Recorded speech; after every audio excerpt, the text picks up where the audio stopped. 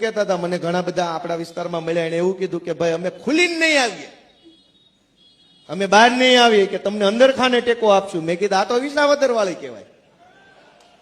વિસાવદર વાળી એટલે હું કે ભાજપના મુખ્યમંત્રી આ મંત્રી તે મંત્રી બુટલેગર ને માફિયા ગુંડા તોડબાજો બધું વિસાવદર, અને પબ્લિકમાં ભયનો માહોલ ફેલાયો કે ગોપાલની સભામાં ફોટામાં આવી જાય એટલે તરત બીજા દિવસે પોલીસ સ્ટેશન થી ફોન આવે ભાઈ હું છે, ખોટો કેસ કરું કે સુધરી જાય.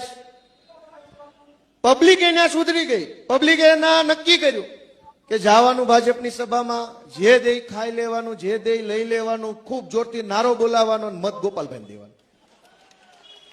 ભાજપની સભામાં માણે માણા ખાઓ પીઓ મજા કરો, પૈસા જો એટલા લઈ જાઓ. ચૂંટણીનું પરિણામ આવ્યું તો 17,500 મતથી હું જીત્યો. એટલું અમારી સભામાં માણા નહીં, અને એની સભામાં જેટલા આવ્યા એટલાય મત ન દીધા. આ વિસાવદર વાળી એટલે આ કે જવાનું ખાવાનું મજા કરવાની મત દઈ આવવાનો હાવડામાં એટલે થઈ જાય કલ્યાણ.